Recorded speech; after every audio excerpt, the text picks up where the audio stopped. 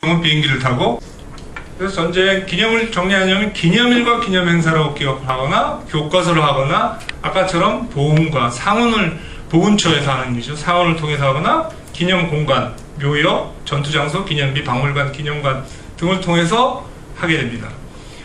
기억은 우리가 늘 하는 거죠. 다음으로 이제 기억과 기념에 대해서 말씀을 드리겠는데, 기억은 우리가 늘 축적되게 하는 겁니다. 근데 집단적으로 기억할 때 그것이 문제가 되고, 특히 정부와 국가가 들어가면은 commemoration, 기념이 됩니다. 그래서 기념은 어떠한 특정한 인물이나 사건들을 생각나며 기억을 새롭게 하는 모든 재현행위입니다. 기념행위는 근대 국가가 출현하면서 적극적으로 개발되었다. 국민국가의 다양한 기념을 통해서 국가와 민족의 정체성을 확립했다. 예를 들면 국가를 만든다든가 국기를 만든다든가 이런 것이 전부 다 근대 국가를 스테이트 빌딩을 하는 아주 중요한 일 중에 하나였습니다.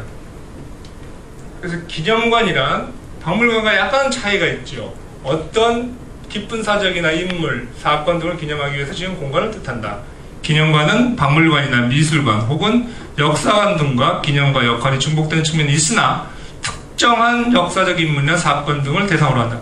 유관순 기념관, 독립기념관, 한국전쟁, 용산전쟁 기념관 이런 식으로 특정한 제주 4.3 평화박물관 이런 식으로 특정한 사건과 인물과 연관돼서 기념을 하는 것을 제가 오늘 발표하는 주제로 삼으려고 하는 것입니다. 그렇다면 다음으로 도대체 정치랑 기념관이랑 전쟁 박물관이랑 관련성이 뭐가 있느냐 하는 얘기죠. 여기서 기념관은 기억을 생산하는 것도 굉장히 중요하고 또 후세들에게 의미를 전달하려는 박물관적인 교육적인 역할 굉장히 중요합니다.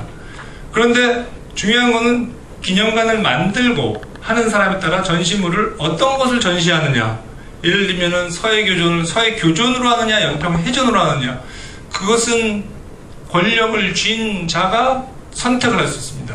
그리고 어떤 것은 그 기억에서 배제를 하고 망각을 갖다가 종용을 할 수 있는 거죠. 그것은 바로 그 핵심의 파워, 권력이 있기 때문이라고 저는 생각을 하는 겁니다. 따라서 전시물들이 보여주는 선택, 분류, 배치, 설명 등이 어떤 나레이티브, 이야기를 갖고 그것을 통해서 끊임없이 재현행위를 레프레젠테이션 하는 것 자체가 바로 권력을 임포즈, 권력을 행사하는 거라고 생각을 할 수 있다는 거죠. 저는 문화학자도 아니고 일본 전문가도 아닌 국제정치를 전공한 정치학자로서 생각을 해보면은 그러한 것이 굉장히 상징적인 폴리티컬 심볼로서 파워 프로젝션, 권력을 행사하는 아주 좋은 예가 될 수 있지 않을까 하는 생각에서 기억의 정치라는 말을 붙였습니다. 그래서 특히 국가의 헤게모니와 국내 정치 권력에 의해서 전시 내용물과 전시물이 선택과 배제가 결정되는 모습입니다. 또한 이런 전쟁 기념관, 특히 전쟁 기념관은 용산 전쟁 기념관을 가보시면 알겠지만 정확하게 북한이 적이라고 알 수 있습니다. 단동에 있는 항미 원조 전쟁 기념관을 가시면 정확하게 미국은 중국의 적입니다. 북조선은 도와준 동맹입니다. 이렇게 정확하게 우방과 적을 표현하는 공간으로 사용될 수 있다는 얘기입니다. 그래서 과거의 기억은 박제된 상태로 멈춰있는 것이 아니라 현재의 존재를 규정하는 정치적 목적에 따라 변화하며 국가정체성 형성에 기여한다 하는 얘기입니다. 끊임없이 변화한다는 거예요. 국가정체성. 우리나라 장소 중에, 공간 중에 가장 많이 끊임없이 변화하고 있는 곳은 경복궁입니다. 아마 여기 어르신들이 계시니까 여기 학생들은 중앙청 못 봤죠? 중앙청 거기 없을 때도 보셨죠? 없을 때도 중앙청도 지어졌고 또 중앙청이 부셔졌고 지금도 또 광화문 사거리를 고치고 있습니다. 내셔널 심볼은 참 이상하게도 끊임없이 만들어지고 끊임없이 고쳐집니다. 정권의 여부에 따라서. 그건 우리나라뿐만 아니라 다른 나라로 마찬가지인데 극히 초기에 이렇게 신생국가죠. 60년, 건국 60년이니까 60년 정도뿐이 안 된 신생국가일수록 정치적 정당화나 정치적 목적에 의해서 굉장히 많은 것들이 만들어집니다. 예를 들면 1970년대 세종대왕이나 이순신이나 이런 것이 굉장히 내셔널 히어로, 영웅으로 떠올랐듯이 말입니다.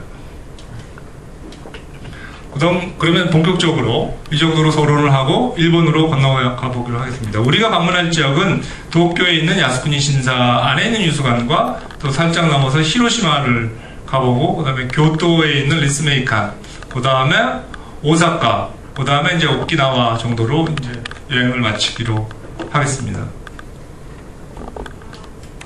역사적 배경은 여러분들이 너무 잘 아시니까 청일전쟁이 1894년서부터 있었고, 그 다음에 1945년 8월 6일에 히로시마에 원폭이 떨어집니다. 그리고 중요한 거는 여러분 어르신들은 잘 알겠지만 일본이 미국의 지배를 7년 동안 받게 됩니다. 그 지배하는 대장은 메가다 장군이 1945년서부터 1952년까지 모든 일본을 통솔을 합니다. 그러니까 우리가 쉽게 간과하고 있는 것 중에 하나는 우리가 뭐 식민지는 아니었지만 모든 것을 통괄하는 시절이 있었습니다. 미국이 지배하는. 그래서 1946년 5월서부터 48년까지 동경재판이라는 그 전범을 처리하는 일이 있었고, 그것이 전쟁 기억과 전쟁 기념을 하는데 굉장히 큰 영향을 주었고, 또 하나는 1954년도에 있는 비키니 섬의 수소폭탄 실험을 통해서 잊혀졌던, 나중에 좀 자세히 설명하겠지만 잊혀졌던 원폭에 대한 피해가 떠오르는 그런 일을 합니다. 그리고 또